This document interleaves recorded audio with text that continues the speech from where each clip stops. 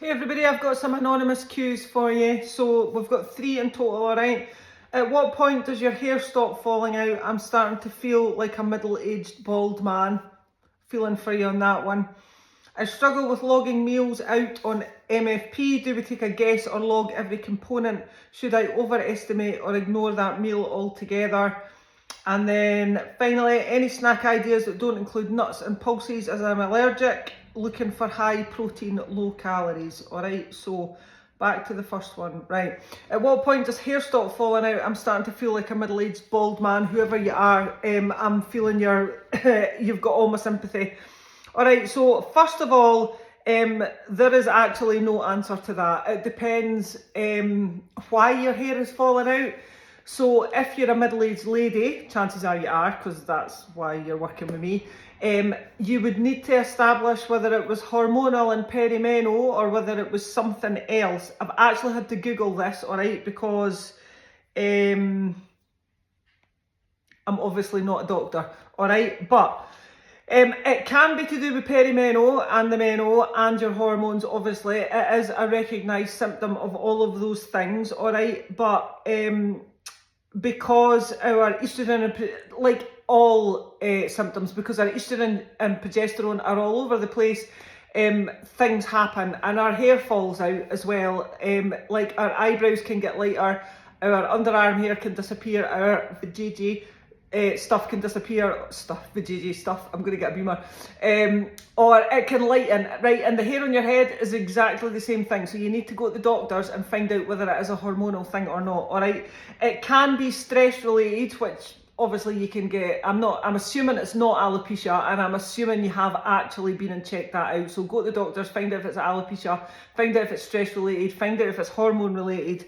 And it can also come from gaps in your nutrients. Obviously, if you're not eating enough iron or protein or vitamin D or zinc or omega-3, they all play a role in hair health, right? But again, I'm not a doctor, so I don't know how much of a role and how much the other things. So please, please go to your GP. All right, that would be my top tips for you. All right.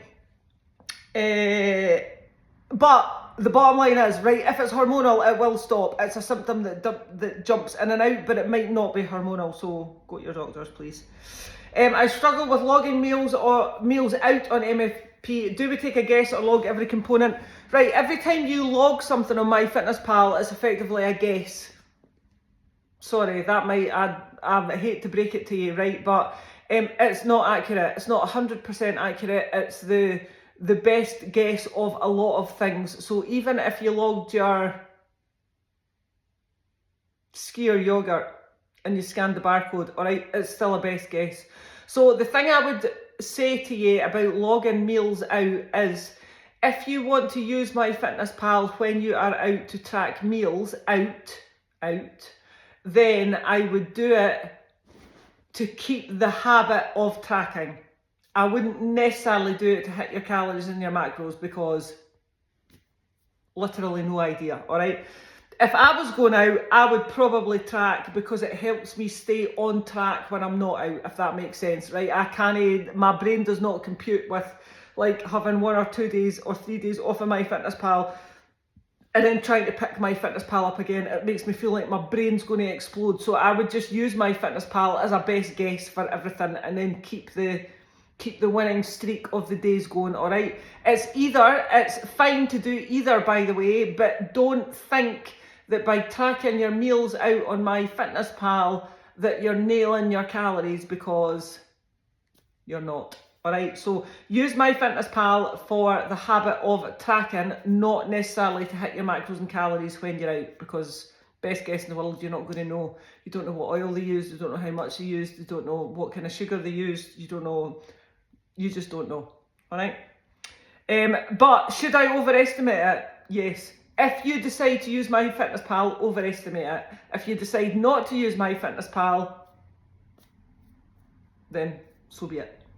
Yeah, I wouldn't take time off of MyFitnessPal for one meal. If I was on holiday, absolutely, but not for a meal. And then any snack ideas that don't include nuts and pulses, as I'm allergic to them. Every single one. That's mental. I've never heard of that before.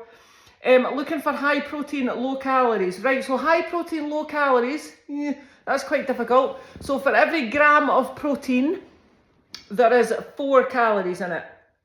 Same as carbs. Yeah? So, and if you're speaking high protein, then you're speaking at least 30 grams. So you're speaking about at least 120 calories. It's a difficult one. Sometimes you need to sacrifice. Why do you need high protein and low calories? I would be asking yourself that kind of thing. I did have a conversation with somebody earlier about cutting their carbs. It's sometimes not about, how can I put this? Sometimes you're spending your calories on the things that aren't as important, and I'm not speaking about your treats. Like, for example, if your carb goal is 40% and your protein goal is 30% and your carbs are sitting at 45%, well, that's you just knocked 5% off your ability to get your protein goal. So it's about tweaking, all right? Baby bells, 10 grams of protein for 2 baby bells, 84 calories. Kvarg yogurts are, I think they're 150 grams of yogurt, and I think they're only 85 calories. So to be fair, that's probably one of the lower calorie ones. But what you might need to do, instead of looking at low calories, is look at a smaller portion. Yeah? Or look at trading your carbs for protein. Not all of them, obviously, but yeah. All right, my lovelies. Obviously, this is anonymous, so I have no idea who you are. If you want to speak to me confidentially, in confidence, oh my word, drop my WhatsApp. All right.